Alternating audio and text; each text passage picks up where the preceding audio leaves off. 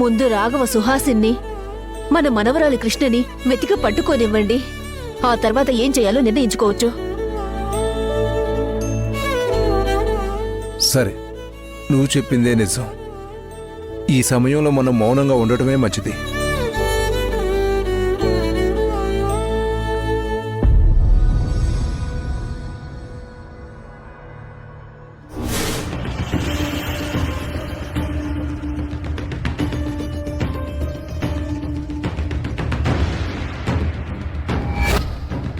అసలు విషయం చెప్పేస్తే జరిగే నష్టం ఏంటి? ఏమండి, ఆ సుహాసిని నీకు ఉన్న సంబంధం గురించి నేను చెప్తాను. ఏమండి, నన్ను ఆపకు తులసి.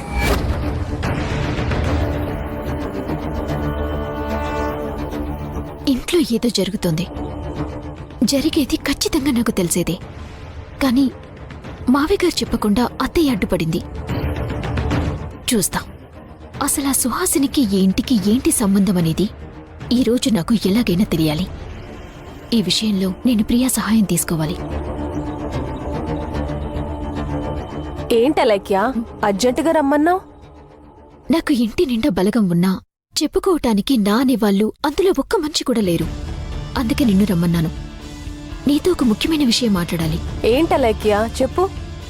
నిన్న నైట్ మా ఇంట్లో ఆ సుహాసిని గురించిన టాపిక్ వచ్చినప్పుడు మా మావయ్య కోపంతో ఒక మాట అనేశారు.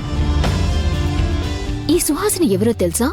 ఈ ఇంటికి సుహాసినికున్న సంబంధం అంటూ ఏదో చెప్పబోయేసరికి మా అత్తయ్య అడ్డుపడింది.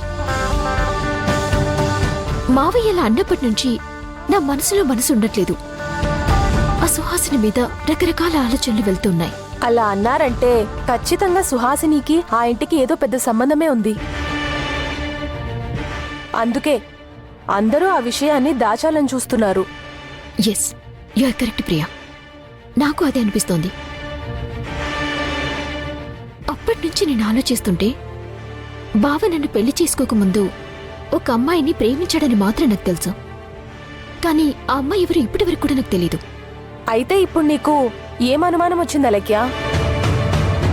ఇప్పుడు నాకు ఒక పెద్ద డౌట్ వచ్చింది. బావ ప్రేమించిన అమ్మాయి ఆ సుహాసిని ఎందుకు అయ్యి ఉండకూడదు?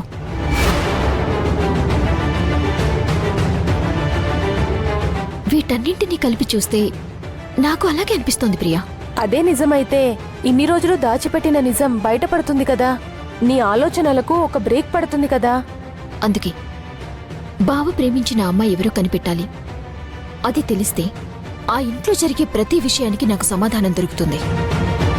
ఇన్ని రోజులు ఫ్రస్ట్రేషన్తో ఎంతసేపు అసలు ఆ రిజిస్ట్రేషన్ జరిగిందా ఇంకేదైనా జరిగిందా అని పిచ్చి పిచ్చి ఆలోచన చేశాను తప్ప మా ఆయన ఫస్ట్ లవర్ సుహాసిని ఎందుకు కాకూడదు అని ఆలోచించలేకపోయాను.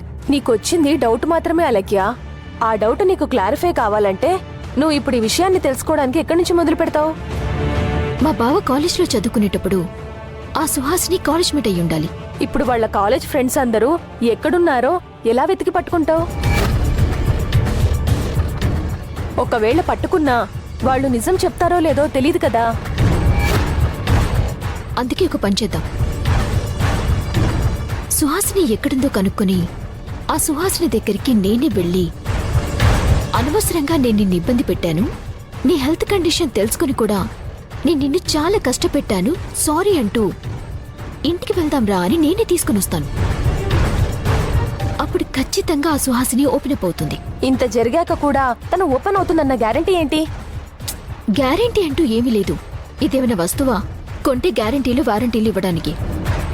కాకపోతే సుహాసిని ఓపెన్ అయ్యేలా నేను నటించాలి. ఆ నటించటం అనేది ఎలాగో నాకు చిన్నప్పటి నుంచి తెలుసు.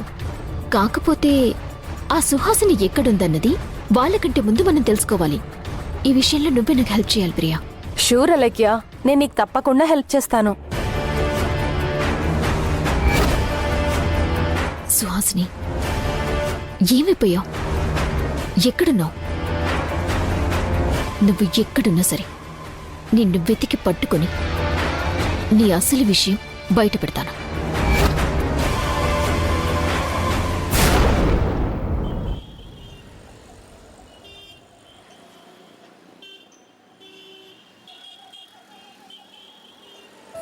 అమ్మా, మనం ఇప్పుడు ఇక్కడే ఉండాలా? ఇంకొంచెం సేపు ఆగి వెళ్దాము.